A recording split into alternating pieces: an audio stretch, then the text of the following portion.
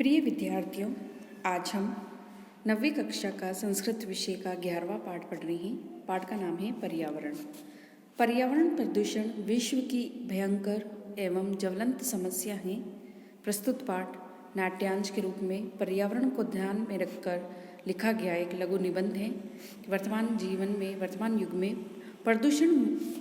प्रदूषित वातावरण मानव जीवन के लिए एक भयंकर अभिशाप बन गया है।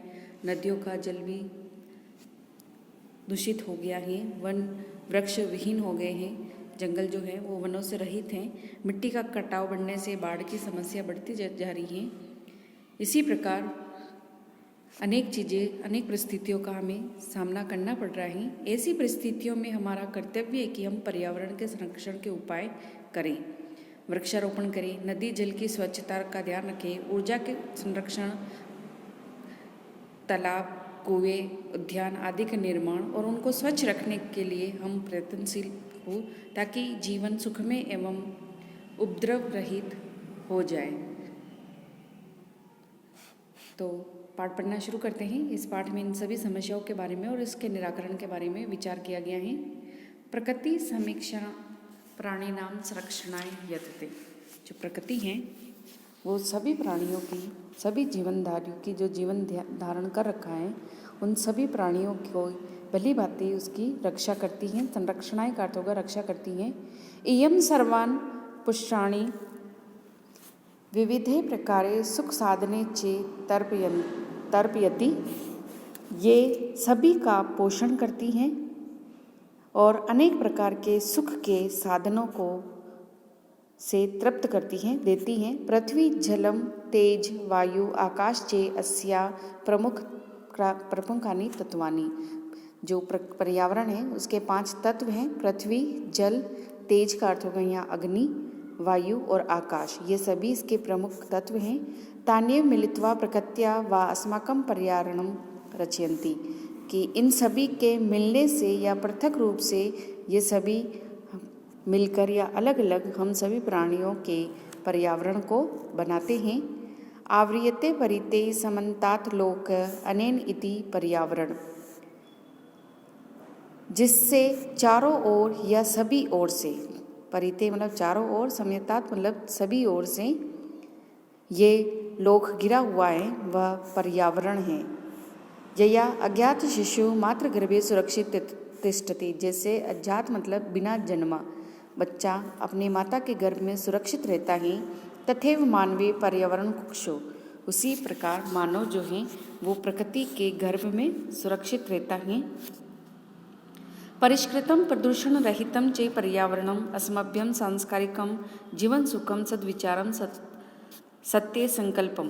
परिष्कृत का अर्थ होगा शुद्ध और प्रदूषण रहित जो पर्यावरण है वह अस्मभ्य मतलब हमारे लिए संसार संबंधी जीवन का सुख, आनंद, सद्विचार, अच्छे विचार, सत्य संकल्प और मांगलिक सामग्री चे प्रदत्ति। मांगलिक सामग्री जो है, जो हवन यज्ञ आदि करते हैं उसकी मांगलिक सामग्री हैं, ये सभी प्रदान करती हैं।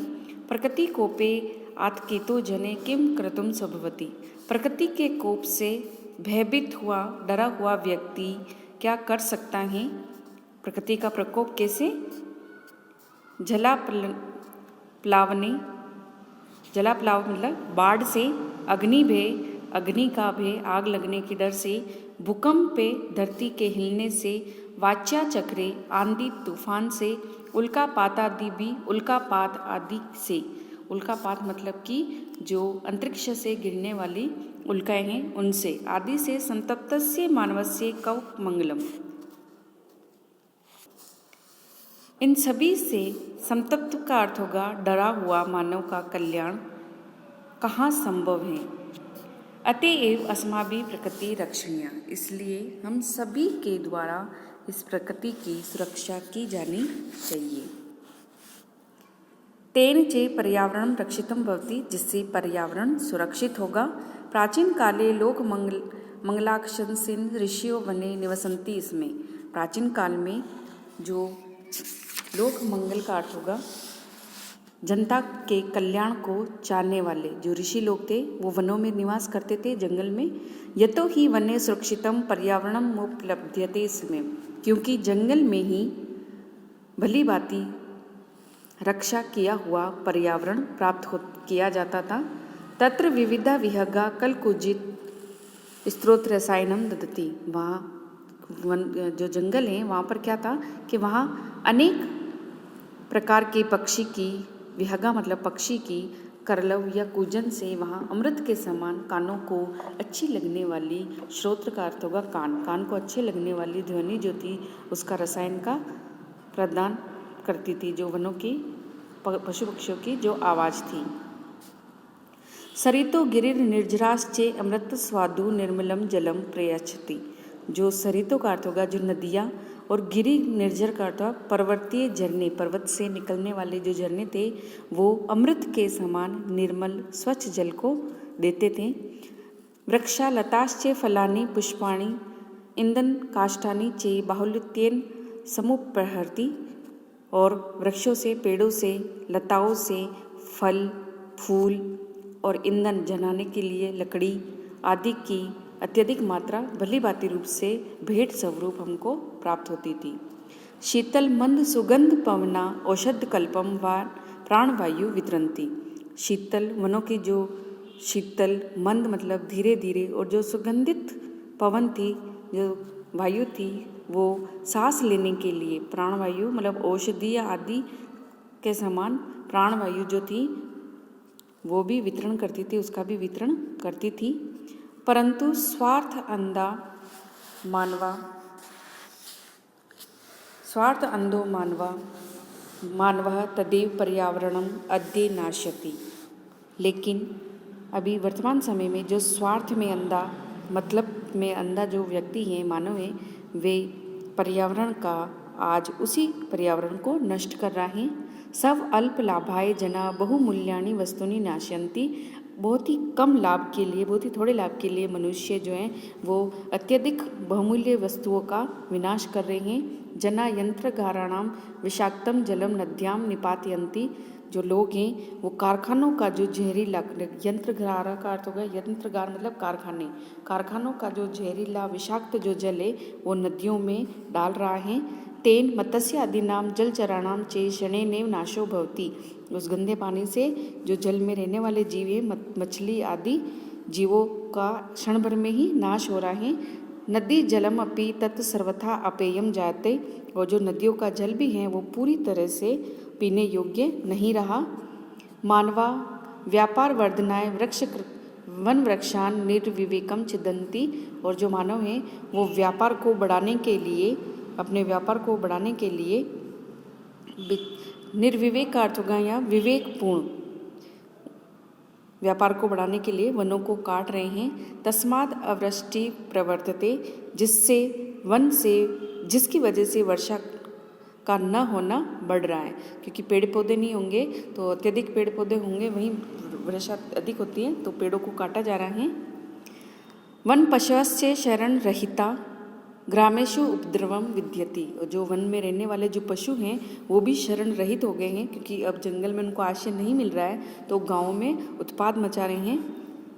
शुद्ध वायुरूपी वृक्षकृतान संकट आपन्नो जायते, और जो शुद्ध वायु हैं वो भी वृक्षों को काटने से संकट में आ गई हैं। एवं ही स्वार्थांत मानवे विकृतिम उपगता प्रकृति एवं सर्वेषां विनाश कृत्रिम भवति, और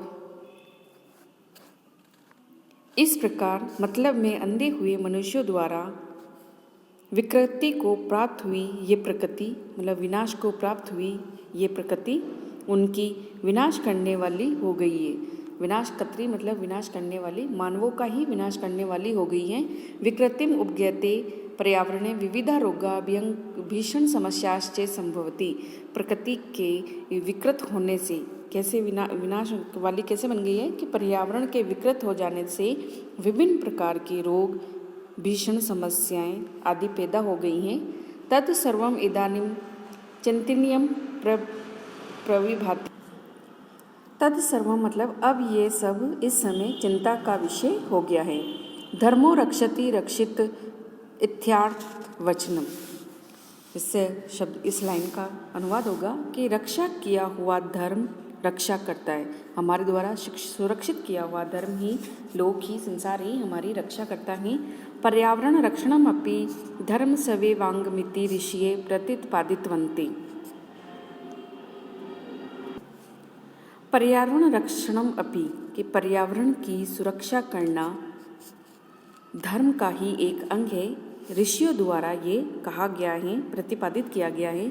अतएव वापी कूप तड़ागादि निर्माणम, इसीलिए वापी कूप, वापी मतलब बावड़ी, कूप मतलब कुआं, तड़ाग मतलब तालाब आदि का निर्माण, देवायतन विश्राम गृह इत्यादि स्थानमश्चे, देवालय और विश्राम घर आदि को स्थापित करना या बनाना धर्म सिद्धि स्त्रोतो रूपेण अंगीकृतम, धर्म के सिद्धि के स्रोत के रूप में स्वीकार किया गया है कि सभी को बावड़ी, कुएं, तालाब आदि का निर्माण करना, क्योंकि इनसे लोगों को पानी मिलता है, और मंदिर और विश्राम गृह आदि को स्थापित करना या बनाना धर्म की सिद्धि का, मोक्ष प्राप्ति का स्वरूप में स्वीकार किया गया है। कुक्कुर, सूकर, सर्प, नकुल आदि स्थलचरा, मत्स्य, कच्छप, मकर प्रवृत्ति जलचराश्च अपि रक्षणीया।